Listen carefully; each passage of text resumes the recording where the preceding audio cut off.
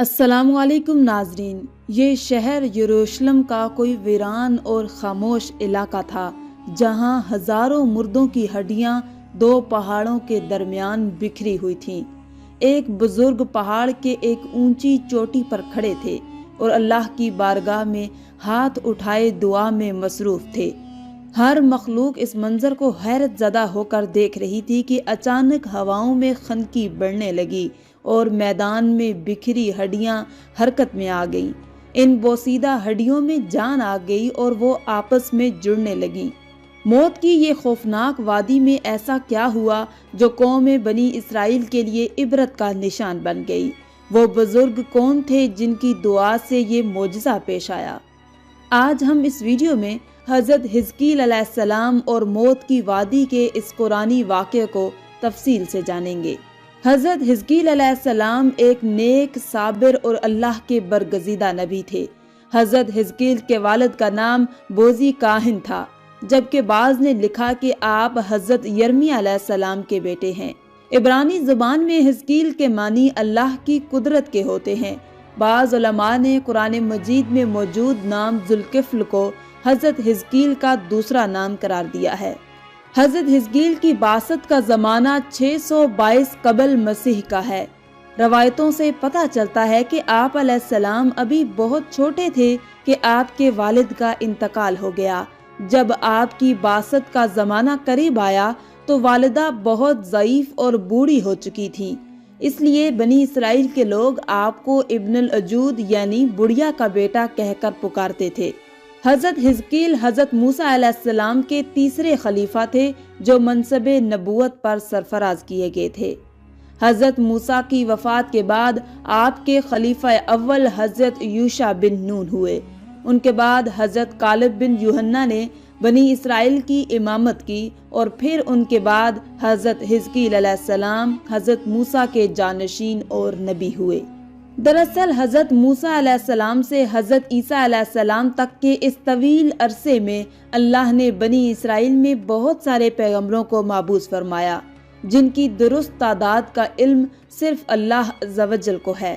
ان میں سے چند پیغمبروں کا تذکرہ قرآن مجید میں ہے، بعض کا تفصیل سے تو کچھ کا مختصر ذکر ہوا ہے۔ لہٰذا حضرت یوشع اور حضرت حزقیل علیہ السلام کا نام قرآن مجید میں موجود نہیں ہے، البتہ بعض واقعات کے ضمن میں ان نبیوں کے ذکر احادیث اور اقوال میں ملتے ہیں۔ حضرت حزقیل نبوت کے عہدے پر فائز ہوئے تو بنی اسرائیل میں سرکشی اور نافرمانی عام تھی۔ جھوٹ، منافقت، رشوت خوری، حسد معاشرے میں سرایت کر چکی تھی۔ لوگ بے حیائی اور بدکاری پر فخر کیا کرتے تھے، ظلم و جبر کر کے خوش ہوتے تھے، باپ دادا کے رسم و رواج مذہب بن چکے تھے۔ قوم اتنے فقوں میں بٹ چکی تھی کہ ان کا شمار ممکن نہ رہا تھا۔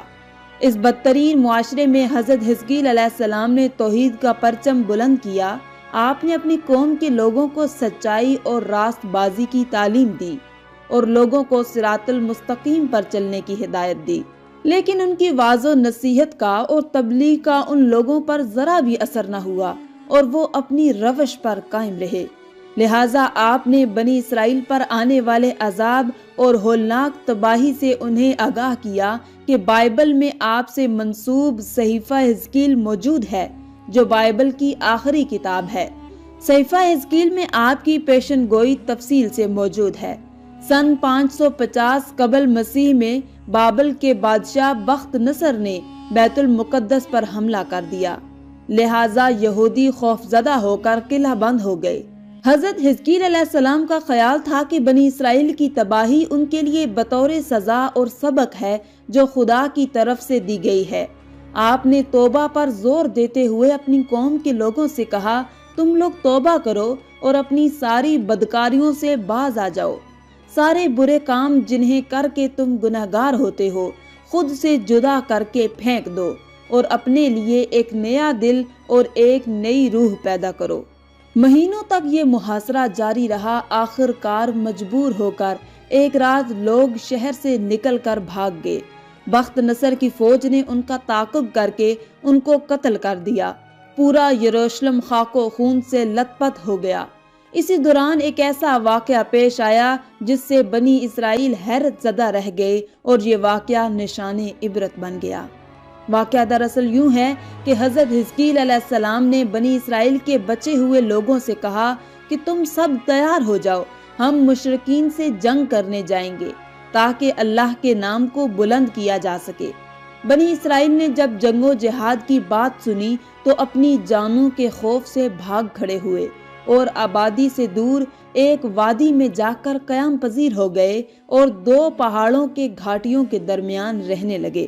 اللہ تعالیٰ کو ان کی یہ حرکت بہت زیادہ ناپسند ہوئی، چنانچہ اللہ تعالیٰ نے ایک عذاب کے فرشتے کو اس جنگل میں بھیج دیا جس نے ایک پہاڑ کی آڑ میں چھپ کر اور چیخ مار کر بلند آواز سے یہ کہا کہ تم سب مر جاؤ۔ اس چیخ کو سن کر سب کے سب لوگ مر گئے، جن کی تعداد 70,000 تھی۔ ان مردوں کی تعداد اس قدر زیادہ تھی کہ لوگ ان کے کفن و دفن کا کوئی انتظام نہ کر سکے، اور ان مردوں کی لاشیں کھلے میدان میں وہیں بے گور و کفن پڑی رہ گئیں۔ کچھ عرصے بعد یہ لاشیں اسی طرح پڑی رہنے کی وجہ سے سڑ گئیں اور بے انتہا بدبو پورے جنگل بلکہ اس کے اطراف میں بدبو پھیل گئی۔ کچھ لوگوں نے ان کی لاشوں پر رحم کھا کر چاروں طرف سے دیوار اٹھا دی تاکہ یہ درندوں سے محفوظ رہ سکیں۔ کچھ دنوں کے بعد حضرت حزقیل علیہ السلام کا اس جنگل میں ان لاشوں کے پاس سے گزر ہوا تو اپنی قوم کے 70,000 انسانوں کی اس موت ناگہانی اور بے گور و کفن لاشوں کی فراوانی دیکھ کر رنج و غم سے ان کا دل بھر گیا۔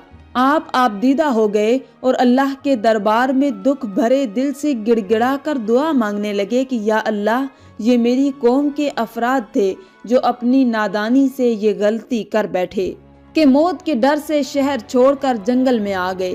یہ سب میرے شہر کے باشندے ہیں، ان لوگوں سے مجھے محبت تھی اور یہ لوگ میرے دکھ سکھ کے شریک تھے۔ افسوس کہ میری قوم ہلاک ہو گئی اور میں بالکل اکیلا رہ گیا۔ اے میرے رب، یہ وہ قوم تھی جو تیری حمد کرتی تھی اور تیری توحید کا اعلان کرتی تھی اور تیری کبریائی کا خطبہ پڑھتی تھی۔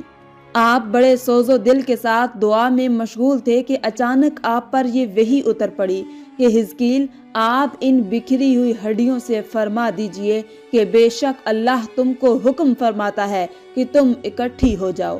یہ سن کر بکھری ہوئی ہڈیوں میں حرکت پیدا ہو گئی اور ہر آدمی کی ہڈیاں جمع ہو کر ہڈیوں کے ڈھانچے بن گئے۔ پھر یہ وحی آئی کہ اے حزقیل، آپ فرما دیجئے کہ ہڈیوں، تم کو اللہ کا یہ حکم ہے کہ تم گوشت پہن لو۔ یہ کلام سنتے ہی فوراً ہڈیوں کے ڈھانچوں پر گوشت پوست چڑھ گیا۔ پھر تیسری بار یہ وحی نازل ہوئی کہ بس آپ یہ کہہ دیجئے کہ اے مردو، خدا کے حکم سے تم سب اٹھ کر کھڑے ہو جاؤ۔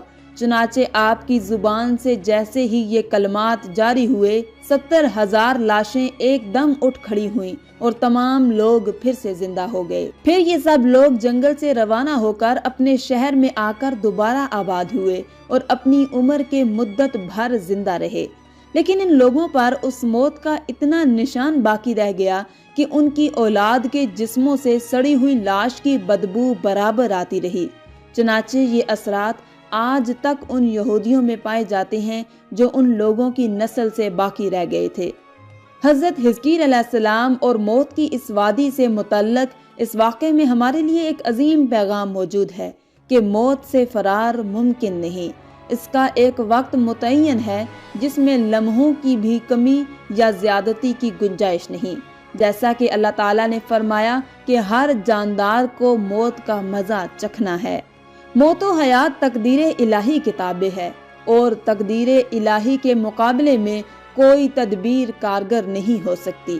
سورہ انعام میں اللہ تعالیٰ نے فرمایا کہ تم جہاں بھی جاؤ گے وقت مقررہ پر موت تمہیں جا پکڑے گی، چاہے تم مضبوط قلعوں میں ہی کیوں نہ ہو۔ آخر میں اللہ رب العزت سے دعا ہے کہ اللہ تعالیٰ ہمیں نیک اعمال کرنے اور برائی سے بچنے کی توفیق عطا فرمائے۔ آمین یا رب العالمین۔